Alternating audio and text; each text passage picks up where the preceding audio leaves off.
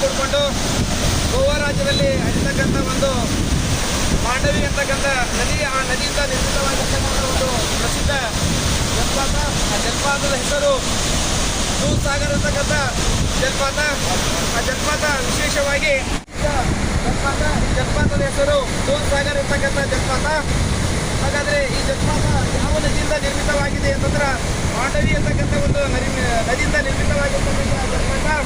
ಈ ಜಲಪಾತದಿಂದ ಗೋಚರಿಸತಕ್ಕಂಥ ನೀರು ಬಿಳಿಯಾಗಿ ಕಾಣುವುದರಿಂದ ಇದಕ್ಕೆ ದೂದ್ ಸಾಗರ್ ಜಲಪಾತ ಎಂದು ಕರೆಯುತ್ತಾರೆ.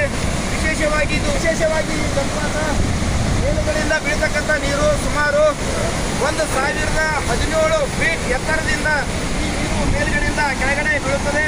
ಜೊತೆಗೆ ನಾವು ಮೀಟರ್ ಹಿಸಾಬದಲ್ಲಿ ಹೇಳಬೇಕಾದರೆ 310 ಮೀಟರ್ ಎತ್ತರದಿಂದ ಈ ಒಂದು ದೂದ್ ಸಾಗರ್ ಇರ್ತಕ್ಕಂಥ ಜಲಪಾತ ಮೇಲ್ಗಡೆಯಿಂದ ಕೆಳಗಡೆ ಬೀಳುತ್ತದೆ.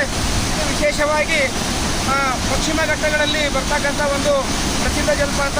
ಭಾರತದಲ್ಲಿ ಅತಿ ಎತ್ತರವಾಗಿರ್ತಕ್ಕಂಥ ಜಲಪಾತಗಳಲ್ಲಿ ದೂದ್ ಸಾಗರ್ ಜಲಪಾತ ಇರ್ತಕ್ಕಂಥದ್ದು ಕೂಡ ಒಂದು. ಇದು ವಿಶೇಷವಾಗಿ ಮಾಂಡವಿ ಅಂತಕ್ಕಂಥ ಒಂದು ನದಿಯಿಂದ ನಿರ್ಮಿತವಾಗಿರ್ತಕ್ಕಂಥ ಜಲಪಾತವಾಗಿದೆ. ಇದು ವಿಶೇಷವಾಗಿ ಭಾರತದಲ್ಲೇ ಪ್ರಸಿದ್ಧವಾಗಿರ್ತಕ್ಕಂಥ ಒಂದು ಪಶ್ಚಿಮ ಘಟ್ಟಗಳಲ್ಲಿ ಹರಿತಕ್ಕಂಥ ಒಂದು ನದಿಯಾಗಿದ್ದು, ವಿಶೇಷವಾಗಿ ಇದು ಪಶ್ಚಿಮ ಘಟ್ಟಗಳ ಒಂದು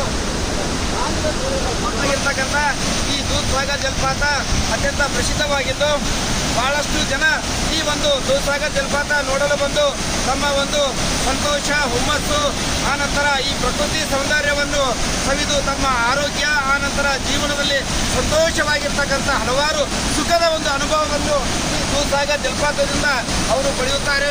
ಇದು ಇಡೀ ಭಾರತ ದೇಶದಲ್ಲಿ ಅತ್ಯಂತ ಎತ್ತರವಾಗಿ ಇರ್ತಕ್ಕಂಥ ಜಲಪಾತಗಳಲ್ಲಿ ಇದನ್ನು ಕೂಡ ಒಂದು.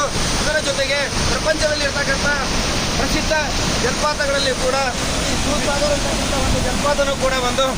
ವಿಶೇಷವಾಗಿ ಇವನು ಕೂಡ ಈ ಕರ್ನಾಟಕ ಮತ್ತು ಗೋವಾ ಈ ಮಧ್ಯದಲ್ಲಿ ಬರ್ತಕ್ಕಂಥ ಒಂದು ಈ ದೂದ್ ಸಾಗರ್ ಜಲಪಾತಕ್ಕೆ ಭೇಟಿ ಕೊಟ್ಟು ಇದರ ಒಂದು ಸೌಂದರ್ಯವನ್ನು ಕೂಡ ನೀವು ಅನುಭವಿಸಬೇಕೆಂದು. ನೋಡ್ರಿ ಮಿತ್ರರೇ, ಮೇಲುಗಡೆಯಿಂದ 1017 ಫೀಟ್ ಎತ್ತರದಿಂದ ಈ ಒಂದು ನೀರು ಬೀಳುತ್ತದೆ. ಹಾಗಾದರೆ 310 ಮೀಟರ್ ಈ ನೀರು ಅತ್ಯಂತ ಆಳವಾಗಿದ್ದು ಅತ್ಯಂತ ಶುದ್ಧ ನೀರು ಪಶ್ಚಿಮ ಘಟ್ಟಗಳಲ್ಲಿ ಹರಿದು ಬರಿತಕ್ಕಂಥ ಈ ಒಂದು ಜಲಪಾತ. ಹಲವಾರು ಗಿಡ ಮೂಲಿಕೆಯ ಒಂದು ಔಷಧಿ ಈ ನೀರಿನಲ್ಲಿ ಮಿಶ್ರಣವಾಗಿರುವುದರಿಂದ ಈ ನೀರು ಕುಡಿಯುವುದರಿಂದ ನಿಮ್ಮ ಆರೋಗ್ಯದಲ್ಲಿ ಸುಧಾರಣೆಯನ್ನು ನಾವು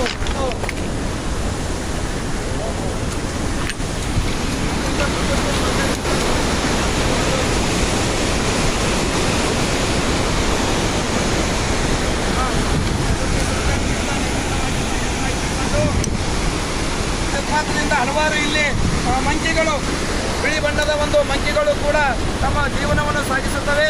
ಇದೇ ಒಂದು ವಾತಾವರಣದಲ್ಲಿ ಬದುಕುವ ಆರೋಗ್ಯವಂತವಾಗಿರ್ತಕ್ಕಂಥ ಮಂಕಿಗಳು. ಓಕೆ.